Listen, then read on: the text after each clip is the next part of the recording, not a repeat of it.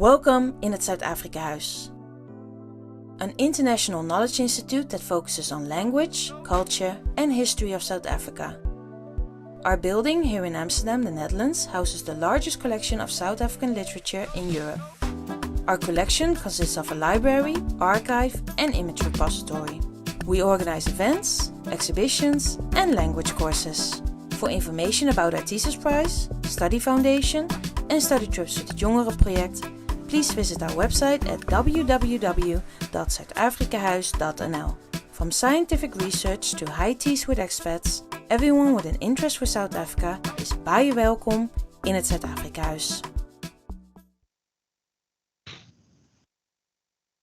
Hello everyone, welcome to the first episode of Footnotes, a new online series by Zuid-Afrikahuis on intersectional strategies in Southern Africa. I am Martina Vitackova, and today me and Ethel Ruth Tawe are talking about curating and contemporary art in not only South Africa. And we are talking today with curators Khanyisile, Mbongwa and Tandazani Dhlakama. Ladies, welcome. I would like to do a short introductory round, if it's okay with you, and we will go in alphabetically. Ethel, can you please tell us about? Hi, I'm Ethel Tawe. My pronouns are she, her. I am a multidisciplinary artist living between the Netherlands, where I am right now, and Ghana. I was born in Cameroon, a small country with a very complicated history. And in my work, I'm most interested in time and memory and the ways in which we reactivate African visual archives, particularly, especially photography, through collage, analog and digital media. Most recently, that looked like a deep dive into my family archives, and I continue to experiment through different audio-visual forms. Thank you. Khanyisile, would you be willing to introduce yourself? Good evening. Thank you for inviting me to be part of this conversation. I'm very honored and humbled to be sitting amongst Tandazani and Ethel to have this conversation and everyone else. So I am an independent curator based in Cape Town, South Africa.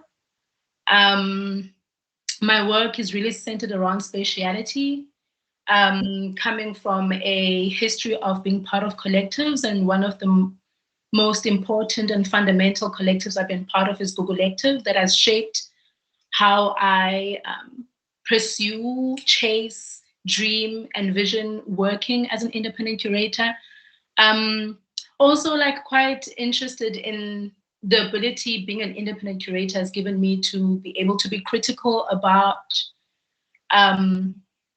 established institutions, particularly public institutions or institutions that function in the public sphere, and see how they position themselves as, custodians of archives and history and custodians of what is called culture and public culture and tradition. That has led me to really be interested in the public sphere and public space, and particularly performative practices, the more ephemeral work in public space and in museums and gallery spaces. Yeah, I'll say that for now.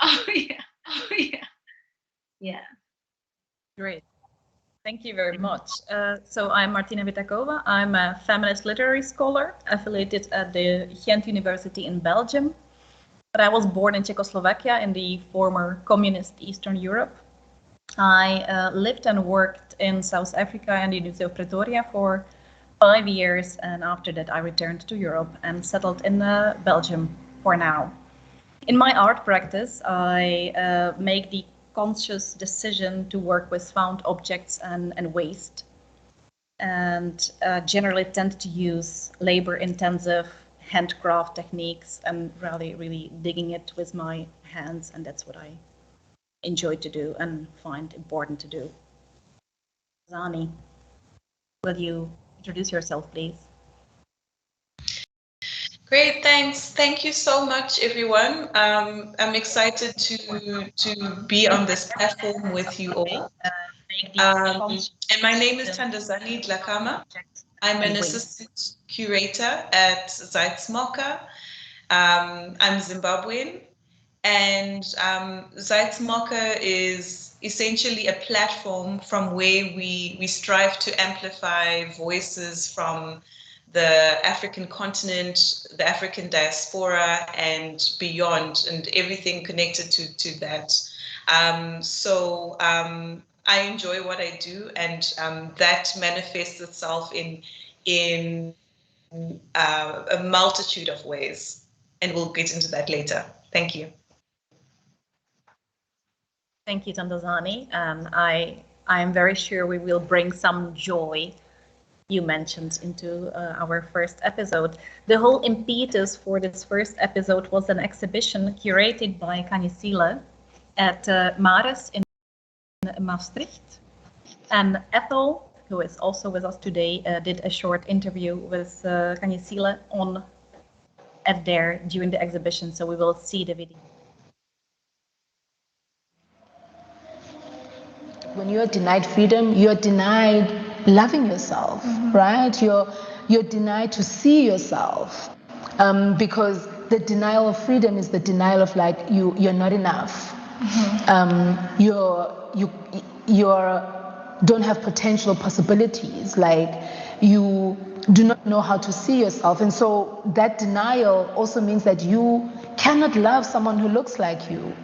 Right? Because if you cannot love yourself, how then do you love someone who looks like you? So our history of searching for freedom is, also searching for love. I mean, we have a history where Black women are portrayed or stereotyped as angry, and that we are angry. And that for me is like false, because when we are not allowed to be angry, it means that like we are being denied freedom, and we are being denied freedom because people do not want to deal with what has been done on Black women's bodies.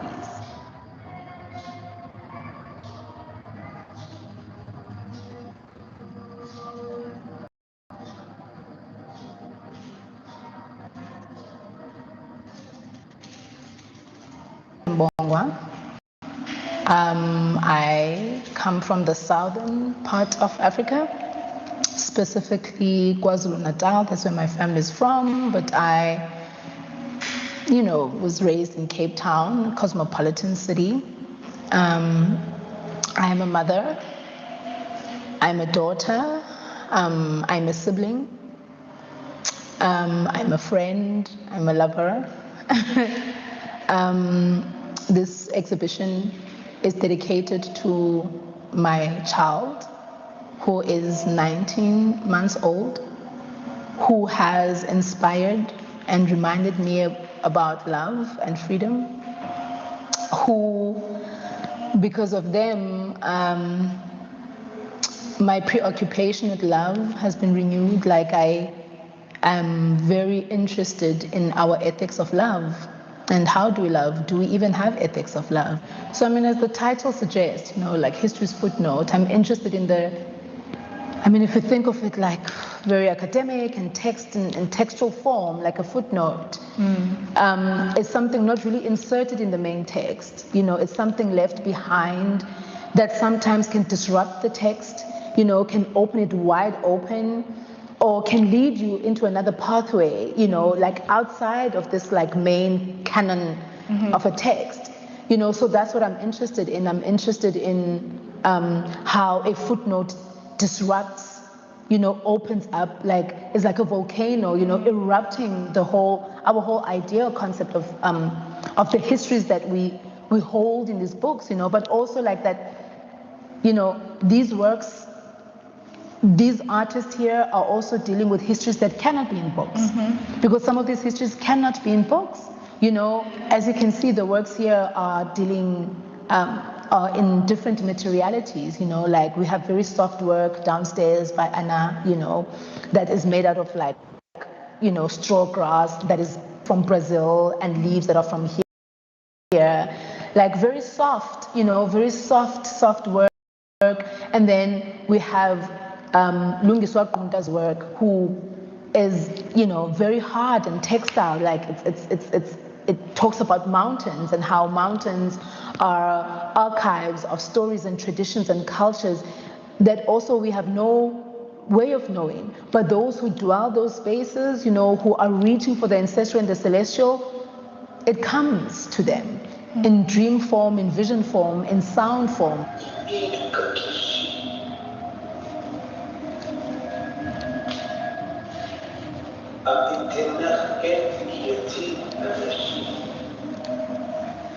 We have Nicholas Galanin, who talks specifically about that, like language, when our language has been taken away from us, like our mother tongue, that care has been taken away, like care.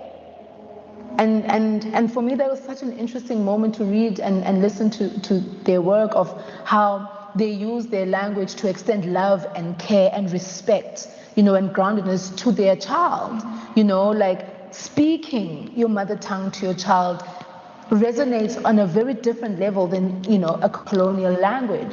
And then, I'm sitting in Mbongwa Leholere's work, who comes, and the title of the work, a beautiful title, like, where did the sky go, is something that his son said to him while riding a train, an underground train, and then suddenly it goes underground and everything is pitch black, and his son is baffled, like, what's happening? Where did the sky go? But that, like, that very simple line also talks about, like, like something being completely blackened out and darkened, and then the anxiety that comes with, the untold narratives. For me, it brings that. We have Felipe Casablanco, who works with water as a territory that is fluid, that can't be contained.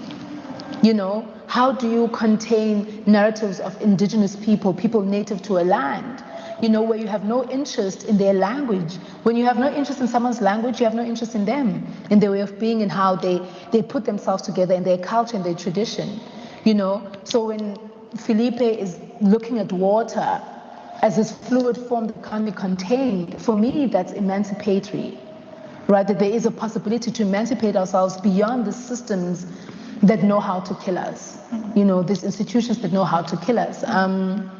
You look at Eric's work that cuts through the entire museum, that creates like a dance, a spiritual dance through the walls of this museum, and asking you to come, inviting you over and over, like to move through the space in a specific way that is outside. But then there's this moment you're confronted by this neon orange color that falls on you. You need to hold it, and he's placed hands for you there, to hold this, this wall, this collapse, until you move through in the spaces and move through the other works until you get back to his space where you're confronted with a small image. And then you need to decide if you're going to surrender yourself or you're going to recede. I look at an artist like Geraldine Tawe, who works with smoke to make work, but here has done like a complete shift, where they've created this room, they've made this chair, and then are using virtual reality. But in that, you see their work again, like their actual practice that they've known for. For me, it's also that, like the play, like all these artists are playing, but play is political, right? Because so many of us have been denied playing. So many kids right now do not have the right to play because the conditions and the circumstances they exist in do not allow or create an environment of play. So like for me, curating is also that, like, or creating, or the artistic form is like to play. When I think of Eurydice Gala's work that works with archives and memory, and the fragility of that, and how our bodies as Black people are captured, and then, captured as imprisoned in these archives, that see us only in a specific way, but we don't really, like, these archives kill us all the time when we engage with them, that fragility. And I mean, as someone who used to create, who used to make work, I don't even know how she got there, you know? And like, for me, this is the interesting thing about curating, like that we have to be honest enough that sometimes we are astounded by how the curiosity of the artist leads them to specific places that maybe as curators we could have not gone to because we wouldn't know how, right? Like, and for me, curating is also that, like a long conversation I'm having with the people that I invite. And my practice as a curator is informed by cure and care. Those are the ethics which I move through. How do I care for the artist or the people I invite? How do I care for their work? How do I consistently find ways of being sensitive to the narratives that the artists bring? Because I think sensitivity is a practice, it's something that you consistently have to work on, to have the kind of sensibilities and sensitivity to hold people's work. So care for me is quite an important thing, also because I am very much aware of who I am in the world. I'm a Black queer woman who comes from Africa and how the world is designed to kill people like me. And so how do I enact care in a world that is designed and functions, you know, to kill me and people who look like me? And so care is a very important aspect of what I do, and like to figure out how do I do that. You know, sometimes I fail, you know, it's an epic failure because maybe there's something that I didn't understand in the way that the artists that I've invited needed care. So one has to listen, like I have to consistently listen to the artist, listen to what they come with, you know, because as someone who's also a sangoma, which is an indigenous spiritual healer, you know, I'm very much aware that my practice is connected to that. And so when I see anyone or invite anyone, I'm not just inviting them, but I'm also inviting their ancestral lineage. And so care is also in that aspect, like how do I care for all of you, you know, those who came before you, you as the person in front of me, and those whom you are preparing for. On the other hand, my curatorial practice concerns itself with cure. How do I, as a curator, instigate spaces for a curing to happen, right? Like how do the ideas that I have cater for that? How do they hold space for a curing to happen? Because there's a need for us to deal with our trauma, to deal with our burdens, to deal with our shadows that are a result of generational trauma, to deal with what we inherit. But also cure because we are not just pain and suffering, you know, we are not just bodies made out of violence, and the colonial project, the enslavement project, and oppressive projects want us to believe that we are only this thing, you know, like bodies of violence, discarded bodies, dismembered bodies, dislocated bodies. And so for me, cure is not just to talk to that, but to also talk to like how we are beautiful and magnificent and glorious and celestial and ancestral. But for us also to be able to access that, we need to know where the wounds are in our bodies so that we can be able to see where the light is, where the joy is, where the happiness is, you know, like, so my practice as a curator is informed by care and cure. I had this amazing, beautiful conversation with one of my spiritual mothers who was talking to me about, well, really asking me like, can those who are not free create a free world? You know, and this you know, startled me, and it had to do with my child, and I was like, what? Like, can we not? Like, are we, those who have been oppressed, can we not imagine a free world? Like, have we been stuck in protest and fighting, and that we don't have the possibility to imagine and create a free world? So on one hand, I agreed with her. I do completely, because I understand, you know, like so many people have died in pursuit of freedom and nothing changed, you know, nothing changed. I mean, we are having the same conversations we were having in the 60s and the 70s we're having now. And I'm talking about people who have a history of being oppressed and colonized and enslaved. We're having the very same conversations. I mean, I'm speaking to you in English. It's a colonial language. My tongue every day has to be in revolt and resistance and protest to be able to speak this language. But also I can decide, you know, through having cared for myself, to use the language as a way to emancipate myself. So this exhibition is also about that, like how do we find practices of emancipation? How do these artists, you know, arrive to that? Like, you know, how are their practices emancipatory to our current space? So yeah. Oh, thank you so much for answering. So this was Khanyisile Mbongwa interviewed by Ethel Tawe during her current exhibition, History's Footnote on Love and Freedom, currently running in Mares in Maastricht. Tandazani, I'm curious to hear what you feel. What are your first impressions? Is there something that resonates with you? Please share. Yeah, I think first of all, wow.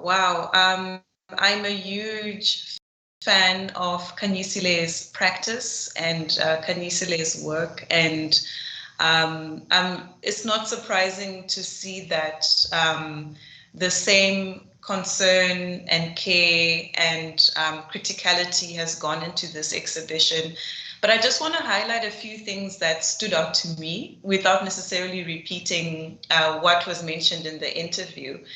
I love the idea of rethinking what an archive is and highlighting different forms of archives. So bodies of water as archives and highlighting artists that work in that way. Mountains as archive. The inclusion of someone like Lungiswa Gunta in this exhibition. Because of course, if you think of flora or the Anthropocene as a witness, then you can it definitely makes sense that those spaces become spaces of where we can rethink archives and rethink where we can see ourselves reflected or our different complex histories reflected. Also, I love the idea of the body as an archive. Or the body as a document or something, and not to objectify it in a reductive way, but the body as something that carries from generation to generation, carries metaphysically, but also carries wounds, and those wounds tell stories. So I thought that was quite beautiful. And something else that stood out to me was this notion of care, and it's something that I've heard Khanyisile say in her in other spaces, and it's something that's definitely evident with the people that I've seen or artists that she's dealt with in different spaces as well. But I think what I found interesting here is this idea of language or the mother tongue as a tool or as a facilitator of care. I think that was something that I was like, wow, that's really interesting.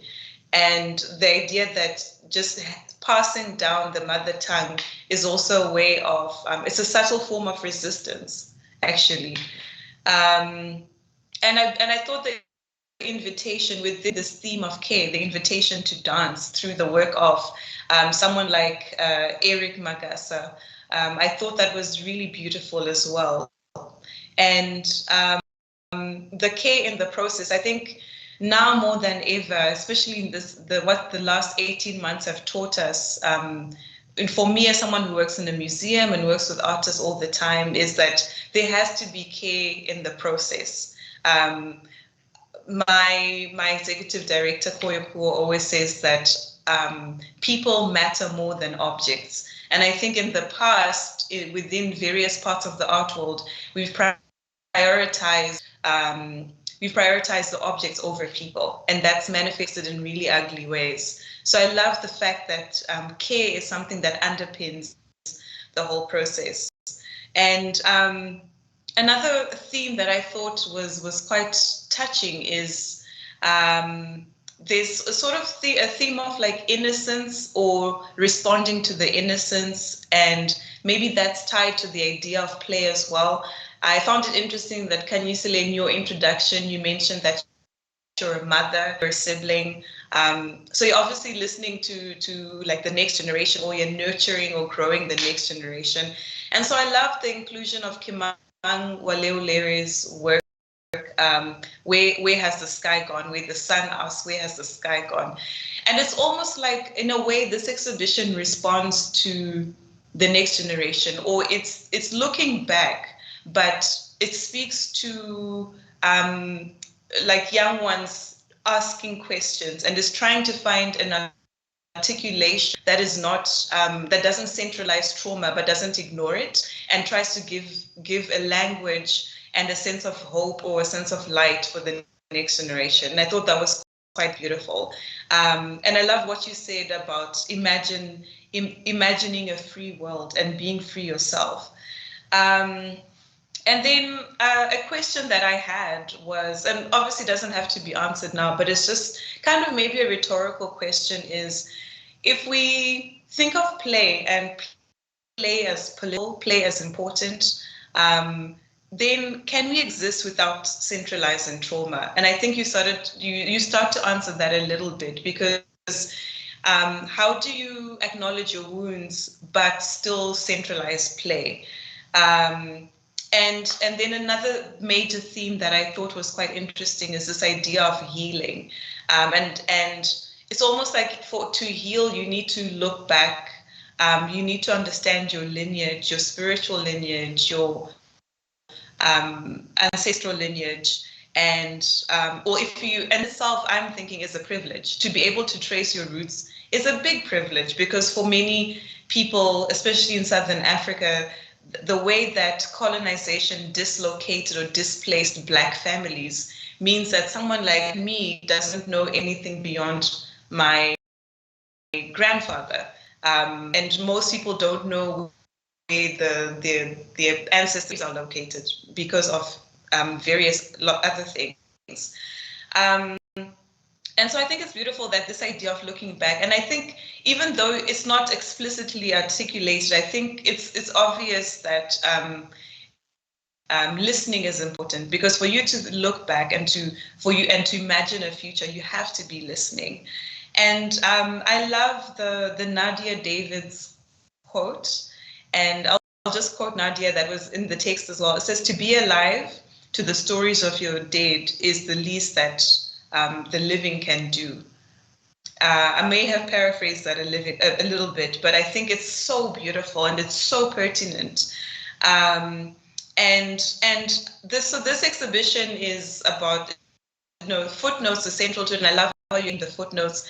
But I actually think, even though we articulate footnotes and the importance of footnotes, I think by doing this, you're actually canonizing these histories that maybe were risked being omitted or being relegated to other spaces. So I'm truly honored to be able to think through this with you.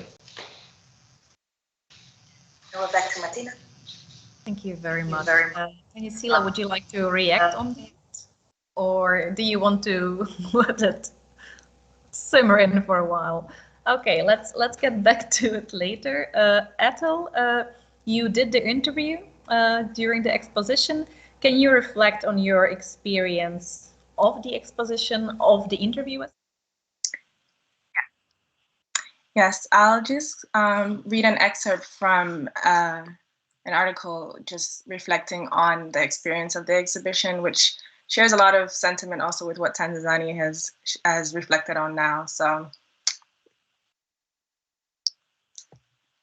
To look at history through the lens of love and freedom is a daunting and liberating task. But where do we understand this historical past to be situated? Is it within a backward linearity or in the expansive notions of cyclical temporality that many non-Western traditions offer?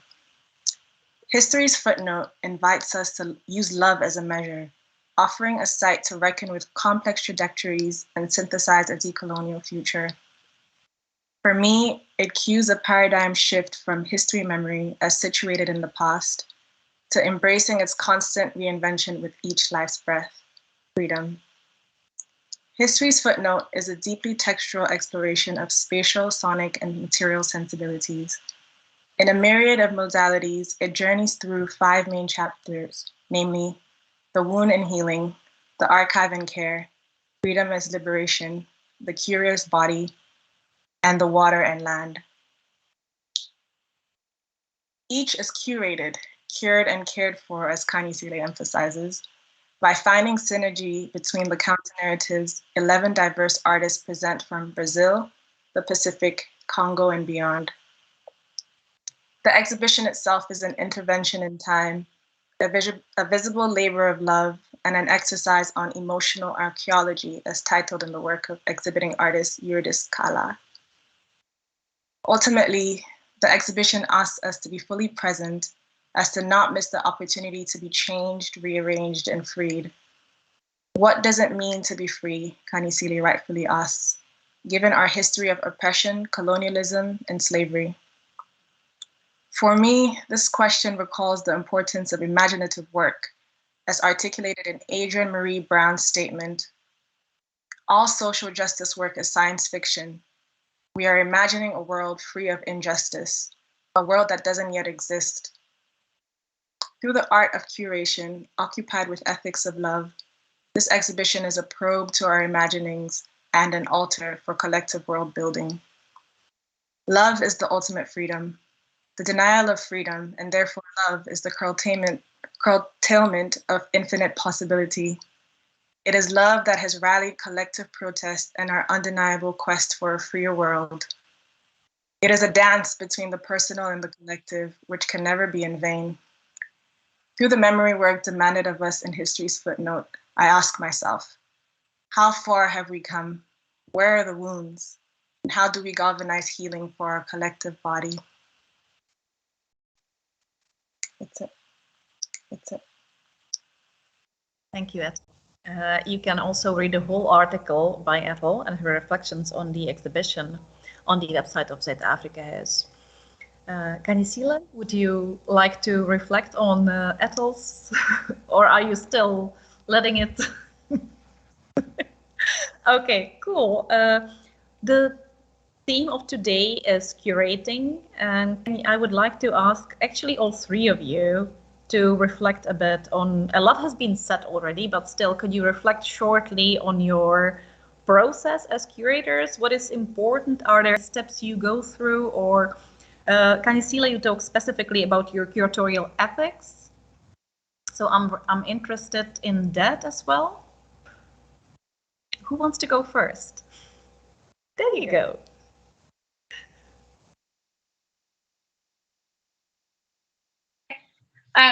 I was hoping to listen a bit more. I think for me, my process as a curator is about the possibility of being, really the potential of who we can become, because we've seen who we are, we've seen what we've done. So this possibility, this futurity that also centralizes queerness, Blackness, Indigenous, people who've been oppressed. But I can also say that my process, I believe, really starts way before I formulate some curatorial ideas. And it's about listening. I feel like I'm always listening, as in all my senses are listening, seeing, my ears, my nose, my lips, tasting things. My whole body is always in the process of listening. but also on an emotional level, I'm listening. I'm listening on a psychological level, on an ancestral level, on a spiritual level, because also as someone who has been gifted this gift of being Mbongwa, a sangoma, that is huge and requires me to listen in specific ways. And I suppose part of my curatorial process is informed by this deep listening, having to listen, not to always respond or react to something, to listen, to hear, right? To listen, to sit in what I'm being told, and not sit in it to do something about it, but to sit in it, to hear it like that.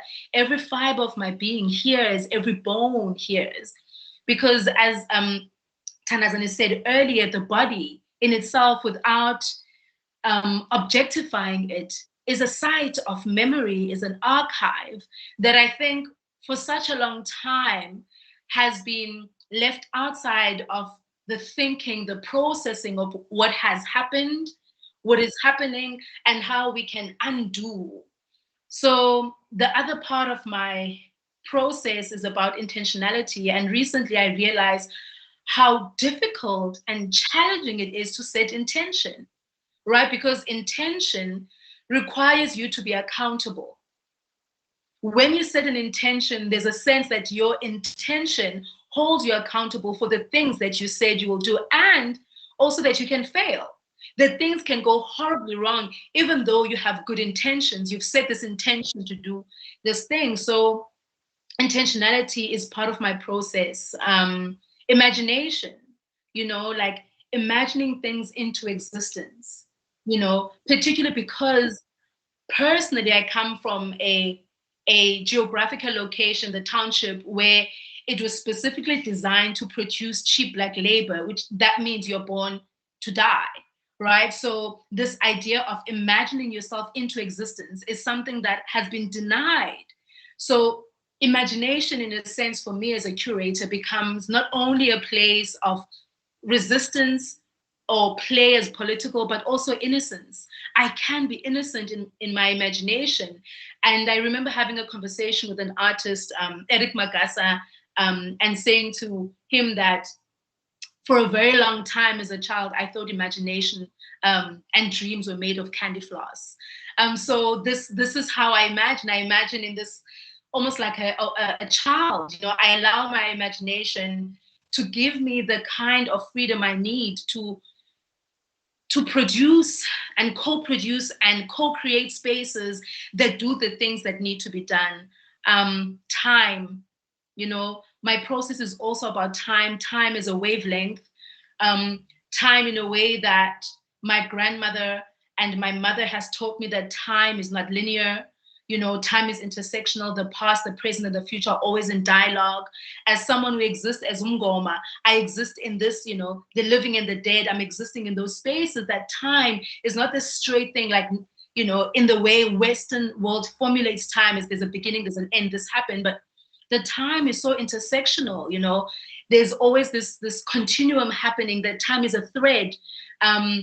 Here at home, there's a specific word in my mother tongue, we call it umlibo. And umlibo is like the lineage, the thread that threads everything together, that allows you, like the umbilical cord, right? Of those who have given birth, who have birthed kids, those who have felt a spiritual birth, understand like the connection of the umbilical cord. That umbilical cord is a thread that connects, and in our practices here at home, we take the umbilical cord, we bury it in the ground in our homestead to ground the child. So like time, right? Time as something that is, a wavelength. And then conversation, conversations of undoing, conversation of looking at the wound, sitting in the wound, working from the wound, conversation of emancipation, conversation on freedom, conversation of healing,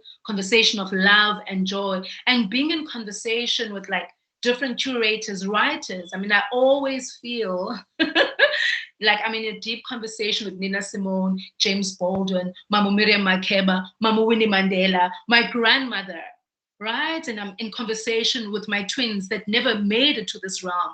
So I feel like I'm in conversation with the artists that I've worked with and artists I'm yet to work with curators that are curating like spectacular things that I couldn't even imagine.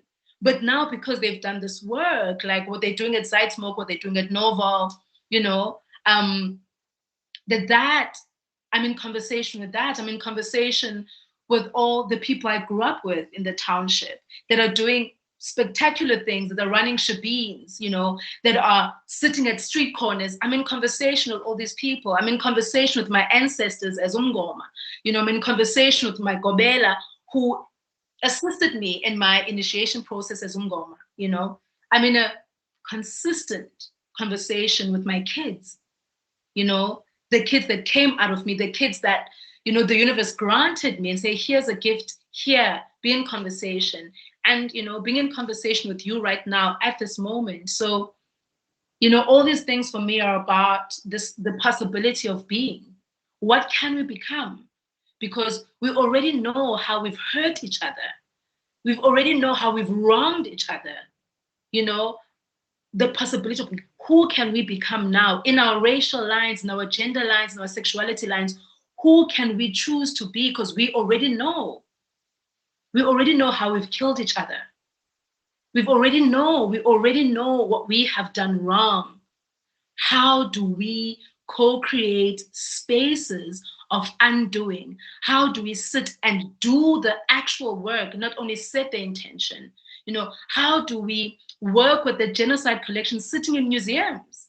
Outside the paperwork, how do we actually do reparations work? You know, how do we self-reconcile? How do we reconcile with ourselves? So these are all things that are part of my process. And for me, that always requires time, you know. Time, you know, we cannot really undo what has happened, but we can heal it. And so when I'm talking about undoing, you know, I'm not talking about rectifying something that has happened, but I'm talking about an undoing into the way forward, into our futurity. How do we undo? How do we ensure that the afterlife, the aftermath of what has already happened does not continue into our futurity? And this is for me, like, about the possibility of being. Yeah. Yeah, that's it. I'm done. Wow, thank you. Now I have to let that sink in. But luckily I get a chance to do that because Tandazani sent us a few short videos about the project she is engaged with at the moment. So we will just see them now, and then Tandazani will share with us her own process of curating. During lockdown earlier this year, we had a long, hard look at the work that the museum is doing, and Koyokuo, our executive director and chief curator, proposed that we do an exhibition about Cape Town and for Cape Townians. And so to have an open call that people bring the art that they made or lived with during lockdown period to the museum. And so this was born. It's a way for us to connect with local communities, with local artists, and also to celebrate the amazing contribution that contemporary art and art make in our lives.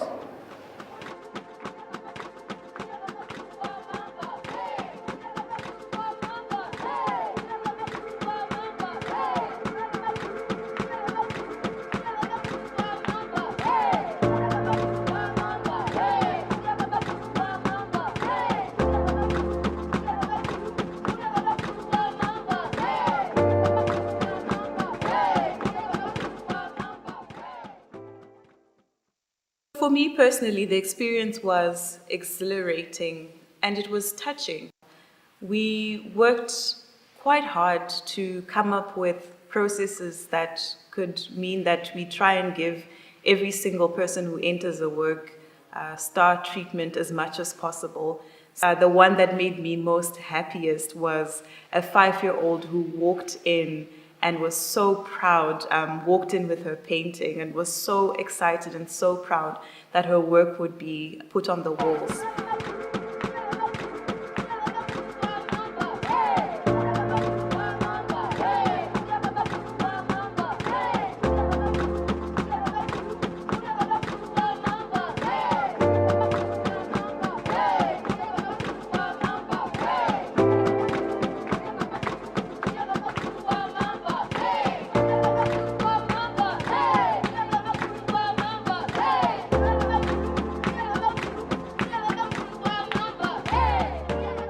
So the exhibition is called Home is Where the Art is Where the Home is, and we wanted to welcome Cape Townians back home, and we see this building as a home in the sense that it houses treasures. So what we looked at was all the entries online before we actually received the artworks, and we started to pick up on themes. We have themes such as the garden, inside, outside, portraiture, relations, and time, and we treat those as very broad categories just because of the diversity of artwork that we have. And because these categories are so diverse, we really want people to immerse themselves in the space and allow the artworks to speak to them as stories. The purpose of this museum was always for people to see themselves reflected in the artworks, and in this way we are giving their artwork a second home. This exhibition is a radical departure for not only Zuid-Afrikahuis, but also for museums, art museums in general. Art museums are historically places that are very exclusive, that doesn't necessarily open their doors to a larger public in this way. So for us it is a radical turn about the kind of way that we work, the way that we connect, and that the way that we welcome people into the museum.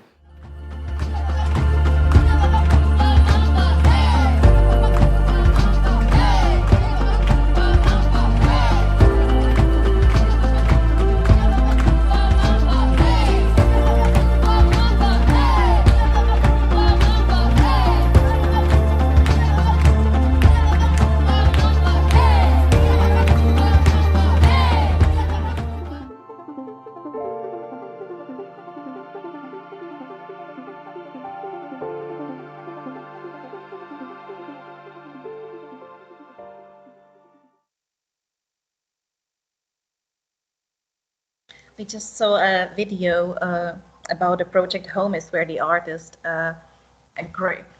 pretty a major shift in curation by Zuid-Afrikahuis. Tandazani, would you be willing to share your thoughts on that?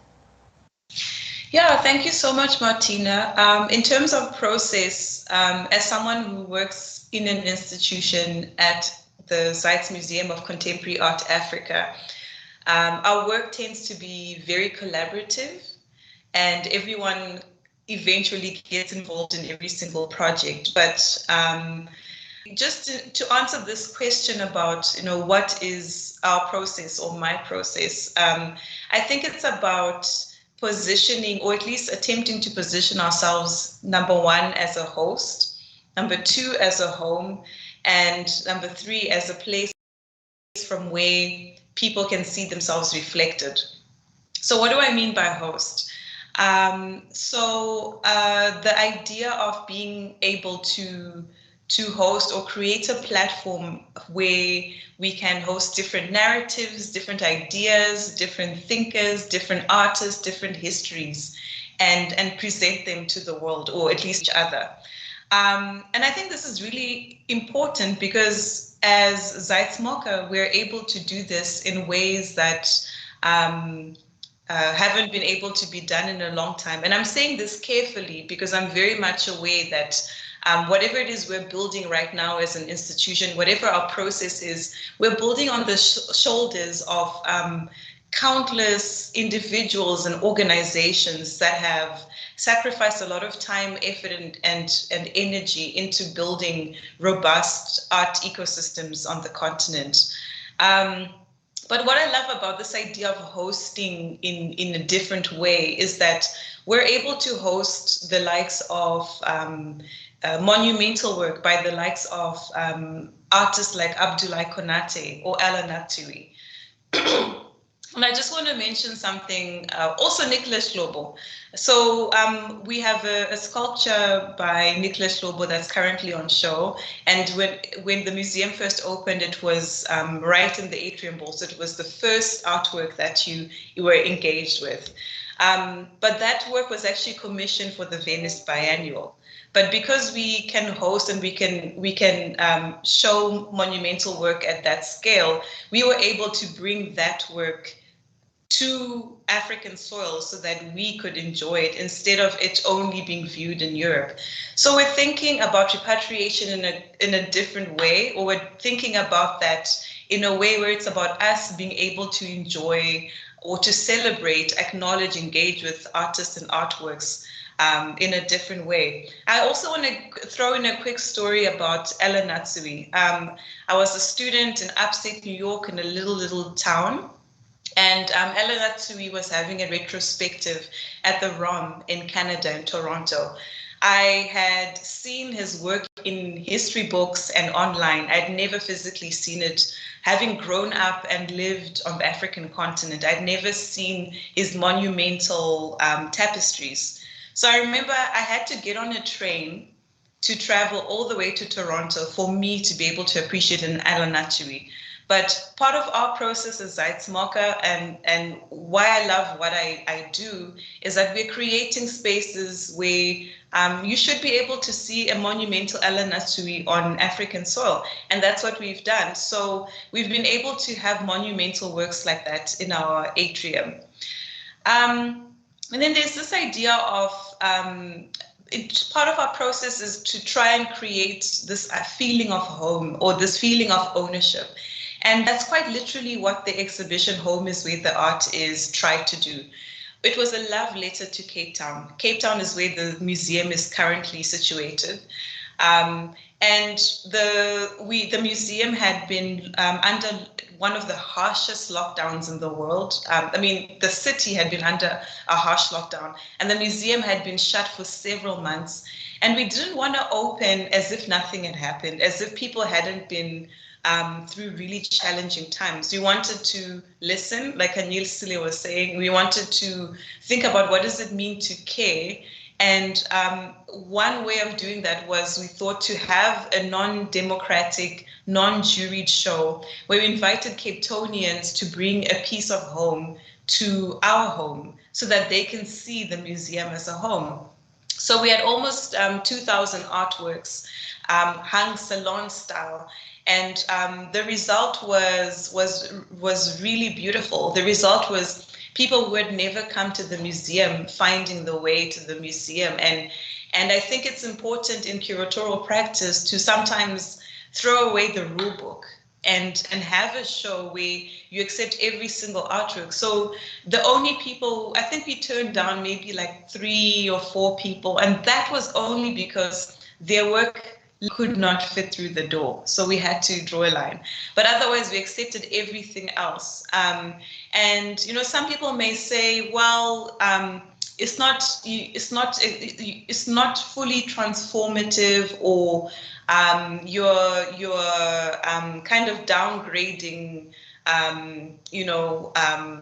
the art world system or what have you. But I disagree with that. I think as curators, as institutions, we need to be able to be responsive. And that's what we were trying to do. Now, have we achieved care or responsiveness, or have we given access to all just by this one exhibition? Of course not. But what we're saying is that it's just a foot in the right direction, and we have a lot more work to do. The other thing I mentioned was, as part of the process, is to make sure that as institutions, as curators, as art world practitioners, that we create places where people can see themselves reflected or their stories. I personally, that's one of the reasons why I love Tandazani Maracela's exhibition. In the last year, for several months, we had a solo exhibition by Tandazani Maracela, who's a prolific South African artist. And her work deals with ecological wounds, Black trauma, dislocation of families through things like the gold rush and the development of Johannesburg. It deals with waiting and women who've had to wait publicly for their husbands or partners to come back because of capitalist exploitations. And I'm being extremely reductive here. But what I want to say is that the stories that emanated from Tandazani's practice are stories that gave me language to understand things that my mom had gone through, or my grandmother. And I'm from Zimbabwe, and Senzeni's work was talking about a specific South African narrative. But countless people have come and seen Senzeni's show and been able to take away something. And if all they could take away was a new way of articulating their experience, then I think, you know, we're doing something right. So I think to sum it up, I think the process is about it's about listening. It's about responding. Obviously, you can't respond to everything and everyone, but it's about trying to be a good host. And there'll be, when you open your doors, all different types of visitors will come, and trying to create a sense of home. And so I'd love for us to see the clip from Senzeni, just so that everyone can get a taste of it.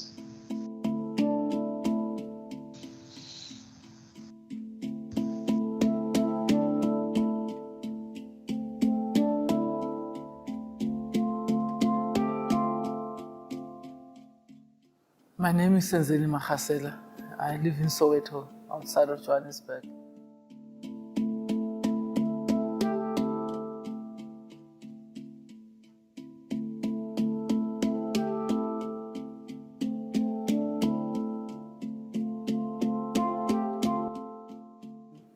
In 2003, I started another project called Theodora Comes to Johannesburg, where I took my mother's dress and tried and retrace her footsteps throughout Joburg.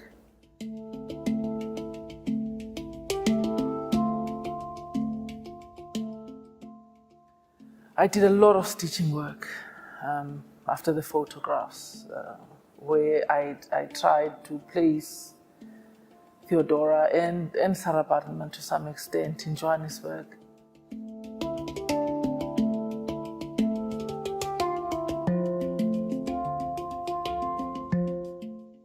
That I decided that I would make these large pieces of work on umbhaqo, which was then called a kafir sheet, for many years when I was growing up.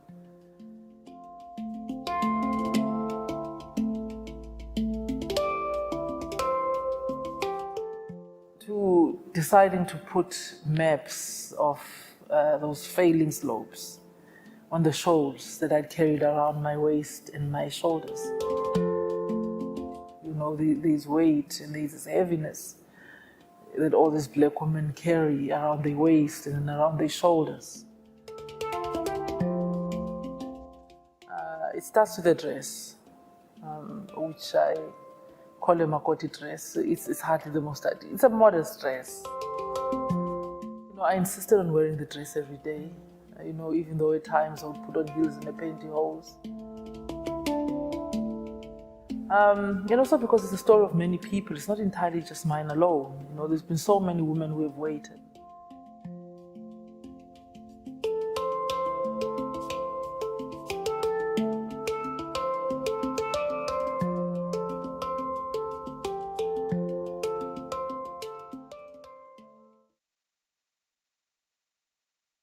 Thank you very much to both of you for sharing your curating processes. I see so much resonations between the ways how both of you curate. First thing that comes into my mind is about the materiality of a work, like just the videos we saw about Senzeni's work and Khanyisile in the exhibition you curated as the artwork with grass and leaves. And Ethel, your own artwork with coffee and tea stained drawings. That's all stuff that you cannot actually conserve. It'll pass and disintegrate. And I'm interested in how do you curate stuff that will not last.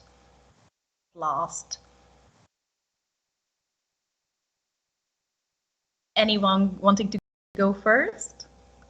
Khanyisile is laughing, so what's good? No. Ethel.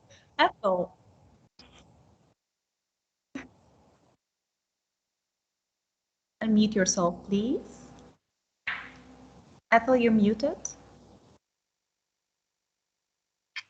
Sorry about that. I was just saying materiality has been quite interesting for me. The coffee and tea paintings were some of my early work. And that was definitely something I sat with thinking, even from about 7 years ago, 10 years ago when I started with that to now, the works look completely different. And at first I naturally wanted to resist that, but then I started thinking about that as being part of the work itself, right? Like it changes over time. But now I've moved more into digital mediums and also thinking about how the conversation between analog and digital media, just to kind of think back to what you mentioned about process as well. And for me, what that has looked like in terms of curating, because I'm an artist before I'm a curator. I always approach that curating as art itself. So I'm really interested in this kind of sensory experience that Khanyisile mentioned earlier as well. That leads me to experiment with how we can prompt audiences to feel collectively in space, or in physical space or online as well, has been something that I've experimented with. So one of my first curatorial project actually was African Ancient Futures, which was held in Lagos and also online. And it was very much inspired by an essay by Kenyan filmmaker Waniru, and where she talks about how we're constantly propelling our histories forward. So it included work by Congolese artist Edward Lobo, who's really creating these spatial.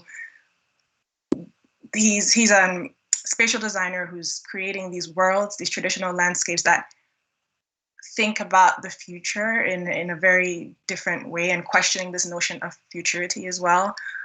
We had Jamal Ademola's work, which he identifies as an investigator of dreams, and he's looking at dreams and the divine feminine through film as well, through animation and through photography. So there's this kind of combination of mediums that I'm really interested in having in physical spaces. And the other artist was Ethel, who's a filmmaker of Ghanaian heritage based in London, who uses proverbs and language as well. And so having all these different mediums in a space has been something that I'm really interested in experimenting with and curating, but also online in some projects that I've been working on. One's titled Listening to Images, which is inspired and informed by the work of the same title by Tina Kampt. So just really thinking about how we curate in both physical and online spaces. And I think that's actually something I would love to ask as well to Khanyisile and Tandazani, based on a conversation I had earlier with a friend of mine who, her name's Naima Gidere, and she's a curator and theorist who talks a lot about data healing. So even this idea of curation as healing and cure, when it's taken onto the online space, which comes with a lot of trauma from the anonymity of people online, and how that really changes the curating process as well. I don't know what that's looked like for you. I'm curious to hear your thoughts.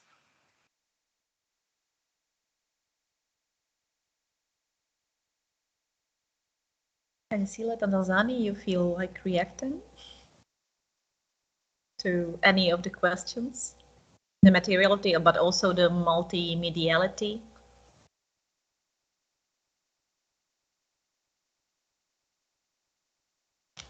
Okay. Yeah. I love listening. So, so I think when I think about materiality, one of my things is really thinking about the history of displacement and this idea of conservation, like what is to be conserved, people have been displaced, yet their objects has been conserved in museums, right?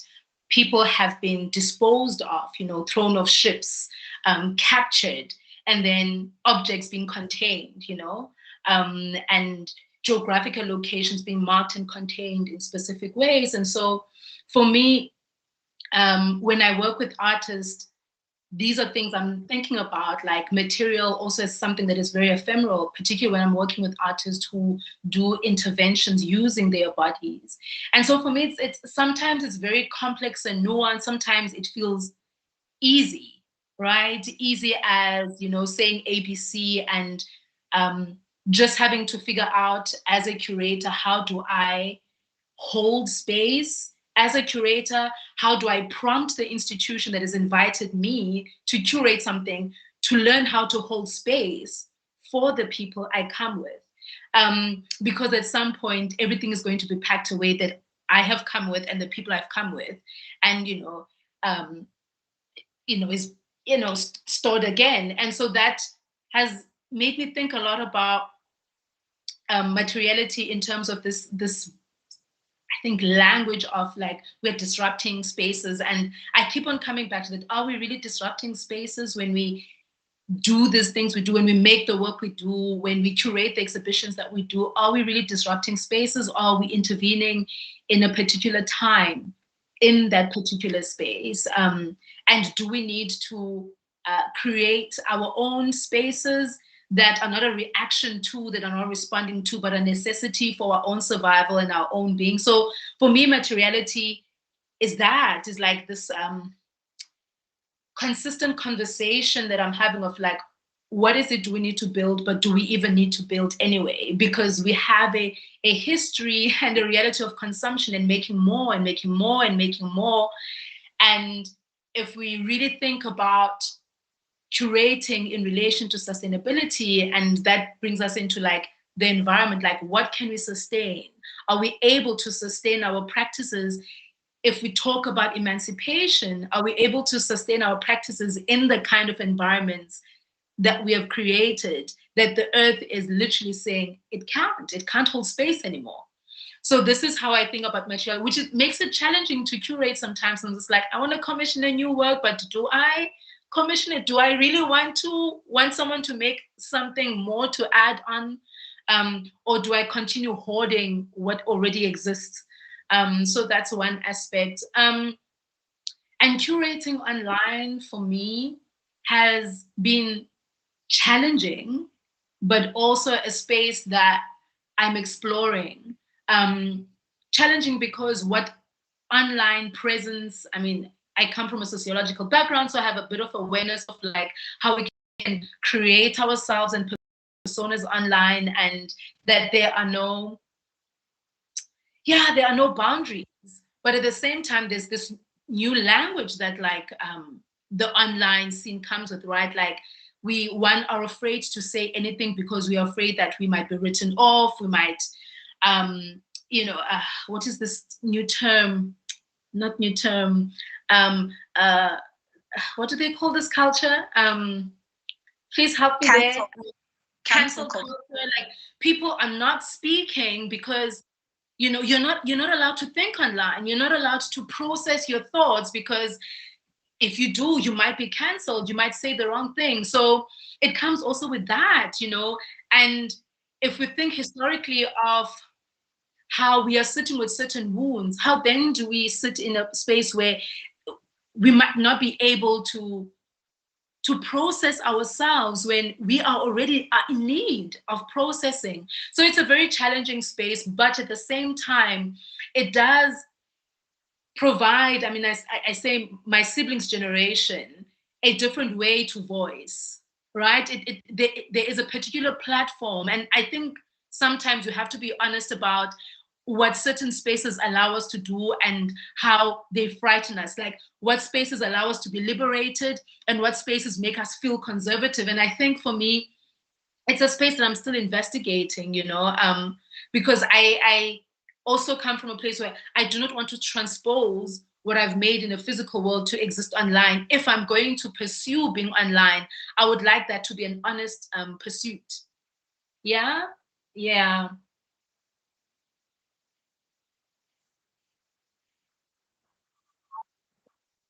I think just to add a little bit to that and to answer this question about online experiences versus other experiences. And there's nothing wrong with online experiences, but I think personally at this point in time, I'm a little bit tired of the online exhibition walkthrough. But I'm super grateful because it means that 5 years from now, people will be able to get a sense of the exhibitions that we're working on.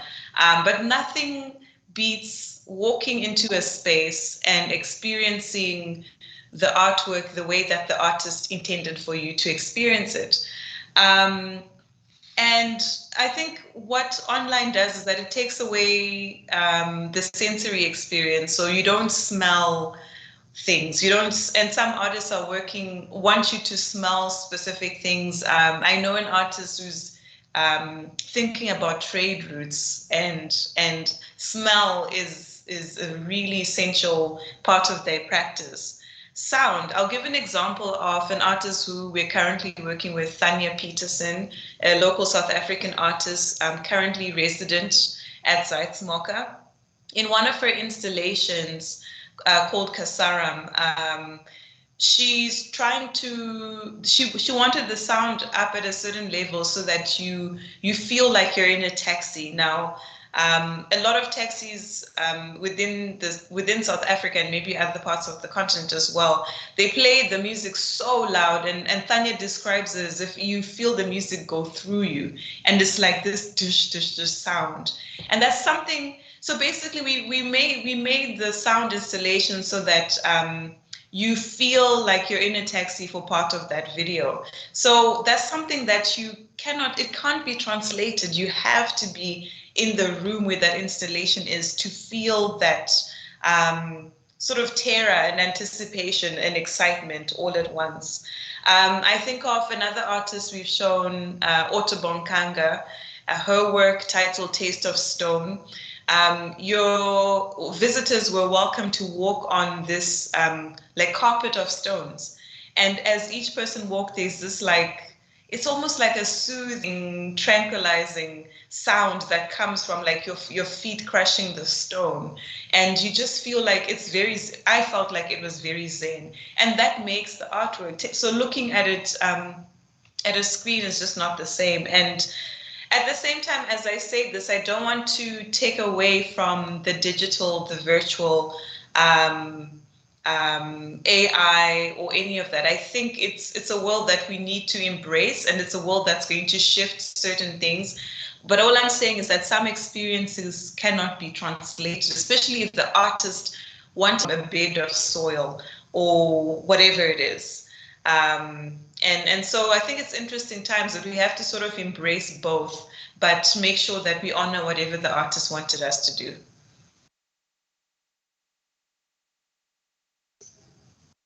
Thank you very much. Thank you. If we think of curating as preserving art for later and then the physical temporality of certain artworks, I'm just wondering about the next generation. Khanyisile, the exposition in Maris is dedicated to your child. That is so obvious in the next generation. But also at Zuid-Afrikahuis, you are developing a training program for young people to get acquainted with art. Can we talk about the next generation and what are we giving or preserving, or what do we want to give to the next generation? Pass on? I don't know.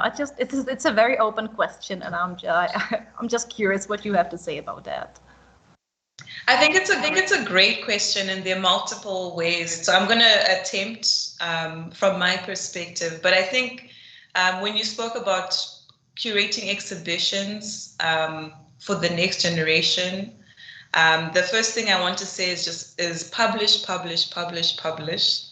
Whatever publishing means for you, because to be honest, 7 billion people in the world are not going to come to see your show, unfortunately, regardless of what city you're in, what institution you're in, or where it is. But you can get a publication about your exhibition into the hands, or you can give access or send a link to countless people for generations to come. And so I think what I lament about us on the continent is that we're not publishing enough. And I'm not saying it has to be a book form, whatever form it is, it needs to live beyond us. So that's just one little thing I wanted to add. Before talking about our museum, the Zuid-Afrikahuis UWC, which stands for University of the Western Cape Museum Fellowship Program. It's a Pan-African program, which I'm really excited about. We're starting off with 5 fellows, and we realize that there's sometimes a gap or a little bit of a lag between when you finish school and when you basically start your career, because you need experience to do certain things. So we thought, why don't we partner with one of the most important historically Black universities in Cape Town and offer an honors degree while the fellows also get hands-on experience at an international museum where you're working with real artists on real shows with real deadline. So it's something that I wish I'd had the opportunity to do 10 years ago. So I'm excited to be able to be part of the team that's offering this to the next generation. Now, we're only able to do this for 5 people, but what we're hoping is that those 5 people become seeds. They go back to wherever they're from or wherever they are, and they become part of our network. They become a cohort, and we start a conversation that hopefully will continue on and on and on forever. So we're doing just a small part of what the work that I think is important.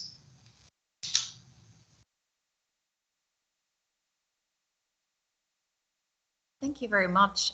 You're just talking about seeds, and I'm wondering, all 4 of us, we are from somewhere and we work somewhere else, and we are like Ethel is just constantly moving in between spaces. And I'm just wondering, what is your relation in your curatorial practice, maybe your artist practice as well? What is the relation to your motherland? Tandazani, you did an exhibition on contemporary art in Zimbabwe, your mother country. So how do you relate to where do you come from, and how did it influence you, or is there like no influence whatsoever?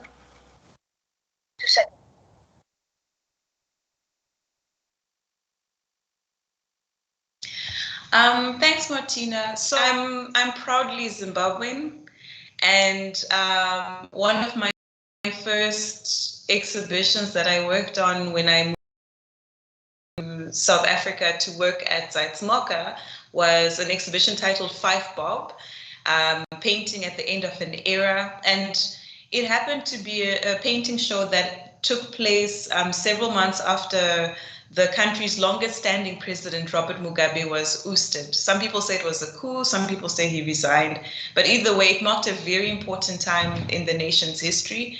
And at the same time, there are countless books on sculpture from Zimbabwe. Zimbabwe is well known for stone sculpture. To the extent that 20 years ago, someone said the top, out of the 7 best sculptors in the world, 1 is Zimbabwean, and we were all proud. But with that narrative, people began to ignore the amazing painting tradition from Zimbabwe. And so it was a privilege for me to be able to talk to people I've known all my life, go to institutions, some of which I had worked in, and be able to collaborate with several people to showcase a selection. It was like a survey show of painting from Zimbabwe. Now, with that said, that's just one part of me. I'm a curator from Zimbabwe working in South Africa for an African institution. But that's not all I am. I am so much more than that. And so even though I am responding to my local context all the time, I'm going to work with German artists and Japanese artists and curate shows, maybe in Alaska. So I don't want to relegate myself to a specific narrative, because I think sometimes I don't know why this happens mainly to artists or practitioners from Africa. People say, like, what is an African artist, or what is an African curator, or what is African art? But why are we not asking the same questions to Europeans? No one ever says, you're a European artist. What does it mean to be a European curator? So, I mean, a European artist. So I think it's okay for us, even though we're responding to specific things in our, in our social political context and environments, I think it's okay to just be. And that's what I am. Or that's what I'm going to do. I'm just going to be. I hope that answers you.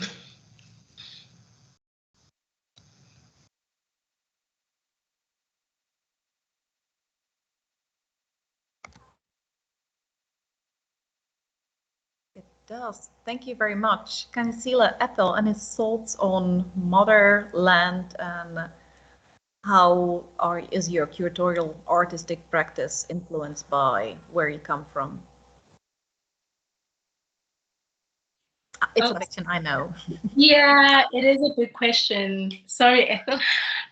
It is a big question because, I mean, I like how Tandazani has responded to this question.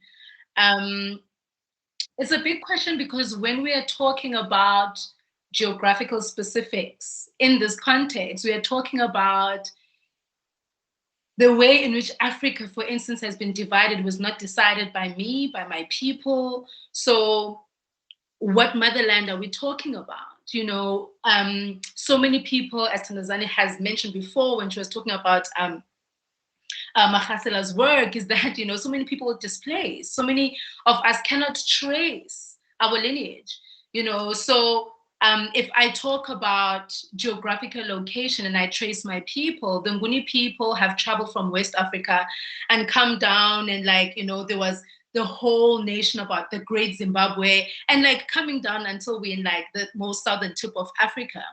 So I think for me, this is a beginning place. And for a long time, I used to think of my body as home, and that wherever my body is at that particular moment becomes home.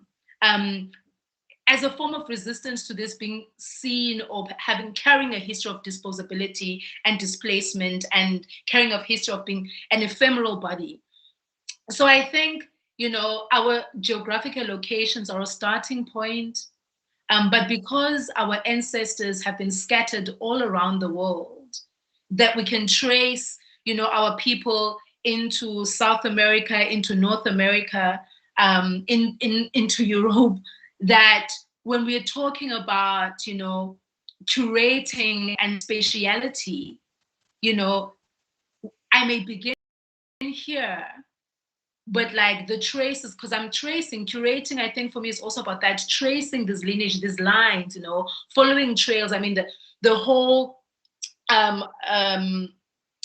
transatlantic it's a body of water that's a map, you know. So for me, it's that, like, I am in this particular geographical location, born here, but I know that I'm in conversation and moving through so many other lands, you know, as the exhibition that I put together at Marais that has, you know, an artist from Alaska, you know, in South America, and has, I mean, in North America, and has an artist from Brazil, Ubatuba in Brazil, in Sao Paulo, you know, that has an artist from Congo, that has artists from Mozambique that are now in Europe, that has artists from South Africa, that has artists, you know, from Cambodia, like all these artists from different parts of the world, you know.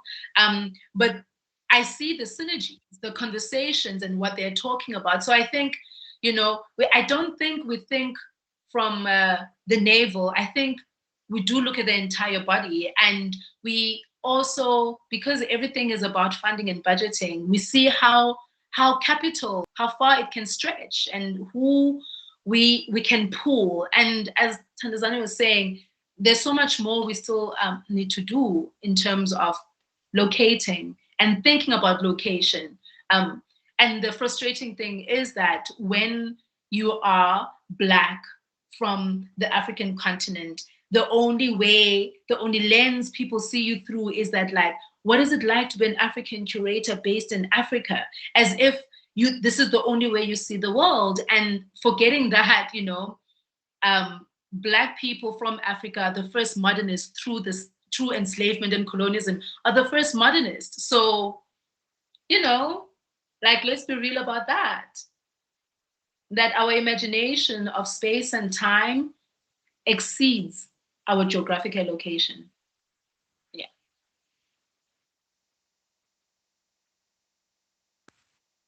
Yeah, I think Khanyisile and Tandazani have answered that beautifully.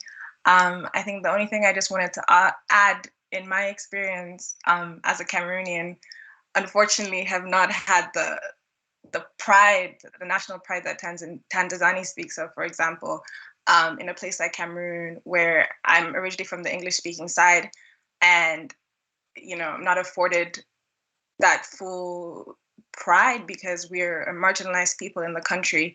So for me, what it really has been a search for, again, this idea of home in diaspora, right? Finding home in diaspora has been really important for me to in terms of identity and also exploring that in the work that I do. So just wanted to add that brief note. And I'll just take one question from the Q&A. I think we only have time for one. So there's a question here. How are archiving and curating different? Do they share similarities?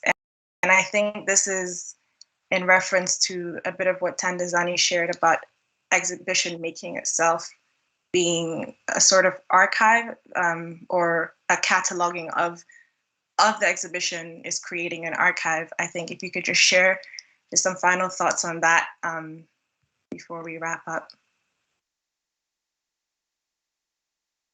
Well, I was actually hoping that Khanyisile would respond, because I think this is something, maybe she can respond after, but this is something that is quite key to her practice. But I think on the most basic level it's making sure that our stories, our work, our narratives, our dreams and hopes live beyond us. And there's a lot of great work that's been done locally, on the continent, in different ways. Lots of different platforms have been in existence for a very long time. But sometimes it's just as simple as thinking, this exhibition happened in this country in 2010. How do I access it from where I am? Because I can't travel. The average person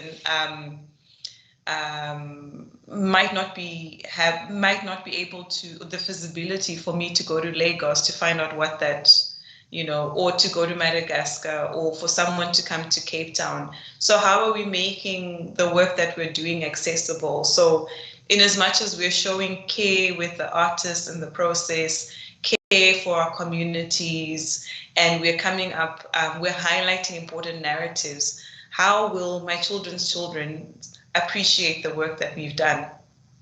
I'll give you an example. It's anyway, I think we're running out of time, but it's just interesting how there are countless PhDs on Manet. But how many PhDs are there on some of our great modernist African artists? So that's what I'm lamenting, and I'm not saying that people are not doing it, but I'm just saying there's so much more work to do. That's why I'm not concerned about the Western gaze and how we define ourselves, because I'm too busy working on what we need to do.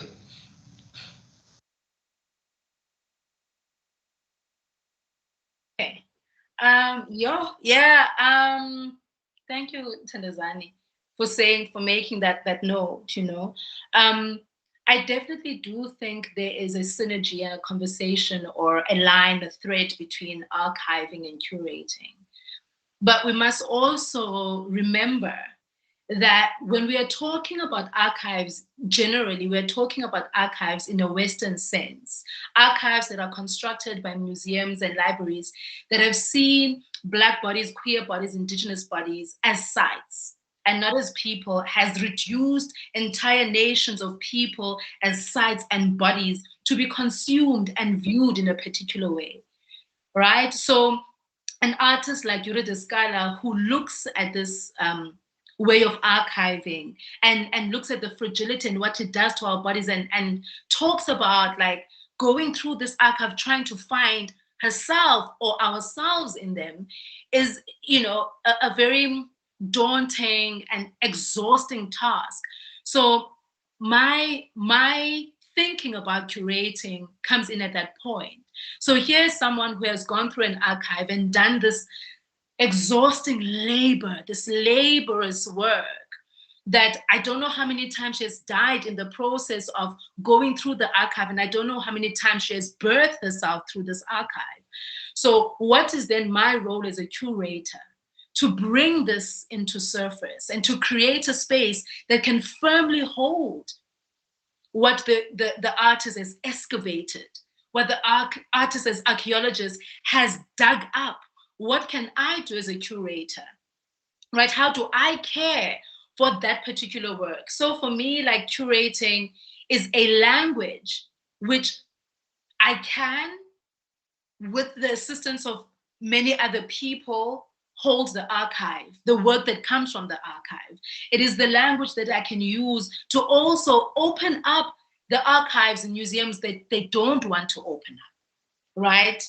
It is a language that we can use, and a language we can create to look at the genocide collections that have become archives in museums worldwide. So one of the ways that I'm trying to continue my work as a curator beyond having an actual exhibition, as Tandazani was saying, publish, is that for the last 2 years since the pandemic, I've started what I call radical self-love.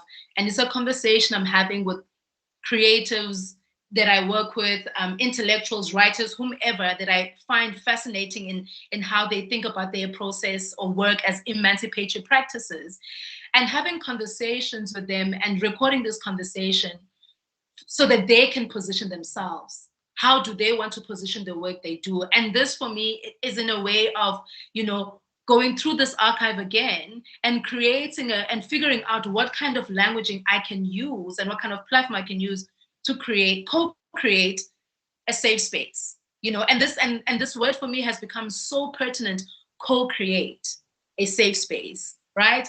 Co-creating, that I do not create the space alone. I need to ask questions, find out from the other person, one, what is a safe space for you? How do I co-create that safe space with you? I don't make for people, it's a co-creation, you know, collaboration that is continuous. So yeah, I hope that answers that question around archiving and curating. Thank you very much. I think it does answer that. Sadly, we are hopelessly running out of time. So everyone else who has a question, please email it to Zuid-Afrikahuis and they will forward it to a person who it needs to be answered. So you will get your question answers eventually. Thank you very much to Khanyisile, Ethel, and Tandazani. Thank you for co-creating this wonderful space and this conversation. It was so inspiring. I'm pretty sure we could be talking for another 2 hours, but let's not do that to ourselves. Thank you so much for everyone else for watching the first episode of Footnotes. If you check the website of Zuid-Afrikahuis, second episode is coming in January. Follow their website and social media. If you're hungry for more inspiring, subversive art, Khanyisile's exposition is still on till 28th of November in Maris in Maastricht. Tandazani, there are 3 exhibitions going on at Zuid-Afrikahuis at the moment. Do you want to very shortly? Yeah, sure. We just opened up an amazing painting exhibition by South African artist Johannes Pokela. And we're working towards a phenomenal major retrospective of Tracy Rose, a revolutionary artist that's opening in February. And there is currently on show Alfredo Jar, and Thanya Peterson is in the house, and it's been really amazing having her. So she's with us until January as part of our residency program, and there's always our collection to look at as well. That sounds amazing, and I am very sorry I can't fly anymore to South Africa right now. There is also, Ethel has an exhibition going on at Melkweg in Amsterdam. By the way, Ethel, it was her birthday yesterday, so happy birthday, Ethel. Do you want to say very shortly something about your exhibits on at the moment? Yes, sure, and thank you, Martina. So I am showing a work at the Melkweg, like you said, at a group show titled Back in the Day is Our Future, which is centering Black nostalgia and Black joy. It's curated by Jessie Corman. And I'm showing a work called Image Frequency Modulation, which looks at my family archive and my kind of investigation of that and reactivation of it in digital form. So yeah, that's what's on right now for me. Thank you. Thank you very much, everyone. Thank you, everyone, for listening, and see you on the next episode in January. Have a good day, everyone.